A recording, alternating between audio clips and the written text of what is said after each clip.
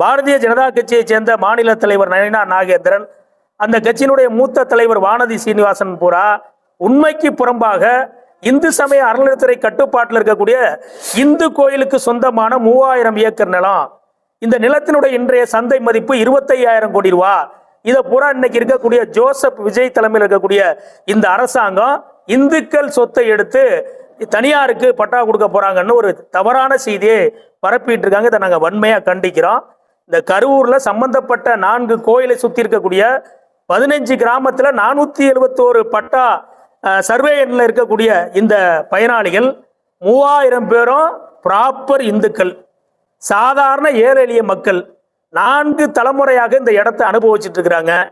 இனாமொழிப்பு சட்டத்தின் மூலமாக இவர்களுக்கெல்லாம் பட்டா கொடுத்து அவர்கள் பேர்ல பட்டா ஒண்டினா மாறல, அவங்க தான் அனுபவத்தில் இருக்கிறாங்க.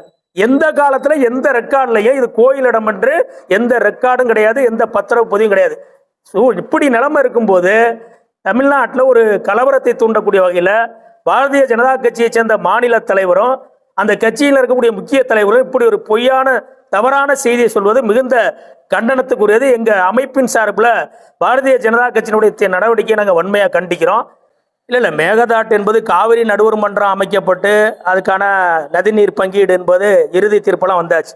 2007 நடுவர் மன்றம் இறுதி தீர்ப்பு கொடுத்தது. அதை எதிர்த்து கர்நாடக அரசாங்கம் உச்சநீதிமன்றத்துக்கு போனாங்க. உச்சநீதிமன்றத்தில் அனைத்து வழக்கையும் விசாரித்த உச்சநீதிமன்றம் 2018 இறுதி தீர்ப்பு கொடுத்துட்டாங்க.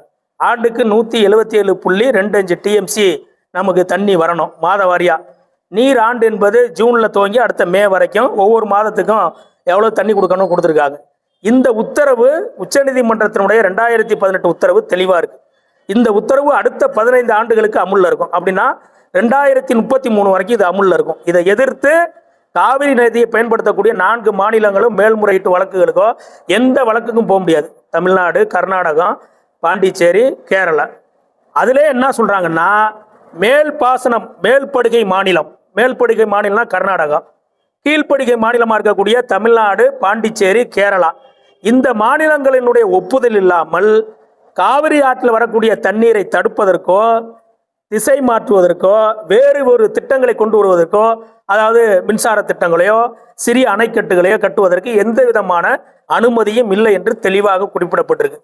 உச்சநீதிமன்றமே சொல்லிட்டு 2018 2033 வரைக்கும் இதான் அமுல்ல இருக்கும்.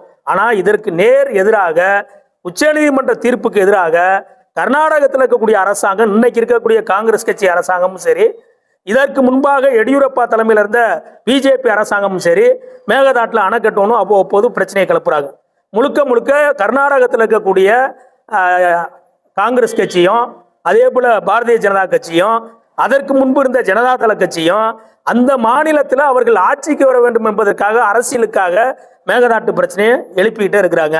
இப்போ முதலமைச்சராக வந்திருக்கக்கூடிய டி.கே. சிவக்குமார், அவருடைய சொந்த மாவட்டம் மேகதாட்டு பகுதி இருக்கக்கூடிய பகுதி, அவர் என்ன சொல்றாரு, மேகதாட்டு அணை கட்டுவது என்பது பெங்களூர்ல இருக்கக்கூடிய மக்களுடைய குடிநீர் தேவையை பூர்த்தி செய்வதற்குங்கிறாரு. இது உச்சநீதிமன்றம் இறுதி தீர்ப்புல தெளிவா சொல்லிட்டாங்க. உச்சநீதிமன்ற இறுதி தீர்ப்புல பெங்களூர்ல இருக்கக்கூடிய மக்களுடைய குடிநீர் தேவைக்காக 4.75 டிஎம்சி ஒதுக்கப்பட்டிருக்கு. அதனாலதான் காவிரி நடுவர் மன்றம் நமக்கு 192 டிஎம்சி இறுதி தீர்ப்பு 2007 கொடுக்கும்போது மேல்முறையீட்டு வழக்கு 2018 உச்சநீதிமன்றத்துக்கு போகும்போது உச்சநீதிமன்றம் பெங்களூருனுடைய குடிநீர் தேவைக்காக நாங்கள் உங்களுக்கு 14 டிஎம்சியை குறைக்கிறோம், குறைக்கப்பட்ட 14 டிஎம்சியில் 4.75 டிஎம்சி பெங்களூருக்கு கர்நாடகம் வழங்கணும், மீதி 10 உங்களுக்கு குறைக்கப்பட்டிருக்கிறது, தமிழகத்தில் நிலத்தடி நீர் ஆதாரத்தின் மூலமாக நீங்கள் 10 டிஎம்சி எடுத்துக்கலாம் அப்படிங்கிறதான் உச்சநீதிமன்றத்தினுடைய தீர்ப்பு. அப்போ கர்நாடகம் எந்த விதமான அணைக்கட்டுகளையோ புதிய திட்டங்களை கட்டுவதற்கு செய்வதற்கு சட்ட ரீதியாகவே வாய்ப்பு இல்லை. ஆனால் மீண்டும் மீண்டும் அங்கே ஒரு முயற்சியை பண்ணுறாங்க. கடந்த ஆட்சியில் சீதாராமையா முதலமைச்சராக இருக்கும்போது 9,000 கோடி ரூபா நிதியை ஒதுக்கி 1000 கோடி ரூபா உடனடியாக விடுவிச்சு அதுக்கான பணிகளை துவங்க போனாங்க. டீட்டெயில் ஒரு ஆய்வு அறிக்கையை தயார் பண்ணி அதை மத்திய அரசுக்கு அனுப்புறதுக்கு முயற்சி பண்ணாங்க. மத்திய சுற்றுச்சூழல் துறை, வனத்துறை, அதே மாதிரி இந்த துறைகள் பூரா ஒப்புதல் கொடுத்தா தான் பண்ண முடியும். நிச்சயமாக மேகதாட்டில் அவங்களால அணை கட்ட முடியாது. மேகதாட்டில் அணை கட்டினா வனநிலங்கள் 33,000 ஏக்கர் நிலம் தேவைப்படும். 33,000 ஏக்கர் இந்திய வனத்துறை வந்து கர்நாடக அரசாங்கத்துக்கு கொடுக்கணும். அப்படி கொடுத்தா அந்த மாநில அரசாங்கம் 66,000 ஏக்கர் நிலத்தை ஒன்றிய வனத்துறைக்கு கொடுக்கணும்.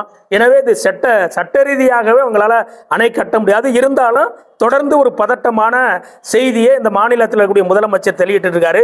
வன்மையை கண்டிக்கத்தக்கது. தமிழ்நாட்டில் இருக்கக்கூடிய அரசாங்கம் உடனடியாக இந்த பிரச்சனை சம்பந்தமாக விவாதிப்பதற்கு தமிழகத்தில் இருக்கக்கூடிய அனைத்து அரசியல் கட்சிகள், அனைத்து விவசாய சங்கங்களை சேர்ந்த கூட்டத்தை நடத்தி தமிழ்நாட்டினுடைய எதிர்ப்பை ஒருமித்த குரலாக பண்ணணும். நம்ம காவிரி மேலாண்மை ஆணையம், நீர் ஒழுங்காற்று குழு, இதில் நம்ம முறையிடணும். தேவை ஏற்பட்டால் உச்சநீதிமன்றத்தை நாடணும். ஒன்றிய அரசாங்கத்துக்கு ஒரு அழுத்தத்தை கொடுக்கணும். தமிழகத்தில் இருக்கக்கூடிய அனைத்து கட்சி கூட்டத்தை நடத்தி ஒரு ஏகபோக தீர்மானத்தை நிறைவேற்றி தீர்மானத்தை அனைத்து கட்சி தலைவர்களோடு சென்று மாநில முதலமைச்சர் ஒன்றிய பிரதமரை சந்தித்து ஒரு நிர்பந்தத்தை ஏற்படுத்துவது தமிழகத்தினுடைய உரிமையை பாதுகாப்பதற்கு பயன்படும் நாங்கள் நினைக்கிறோம். நம்மளுக்கு வரக்கூடிய தண்ணீர் வந்து ஜூன் மாதம் 9.19 டிஎம்சி வரணும். அதே மாதிரி ஜூலை மாதம்லாம் சேர்த்திங்கன்னா 42 டிஎம்சி வரைக்கும் தண்ணி வரணும். இப்போ வந்து இந்த ஆண்டு தென்மேற்கு பருவமழை வந்து எல்லா இடத்துலையும் பொய்த்து போயிருக்குது. இப்போ தான் சில மாநிலங்களில் பெய்ய ஆரம்பிச்சிருக்குது. காவிரி நீர்பிடிப்பு பகுதிகளில் போதிய மழை இல்லைங்கிறது ஒரு யதார்த்தமாக இருந்தாலும் உச்சநீதிமன்ற தீர்ப்பில் தெளிவாக சொல்லப்பட்டிருக்கு. பற்றாக்குறை காலங்களில் எப்படி நீரை பகிர்ந்து கொள்வது.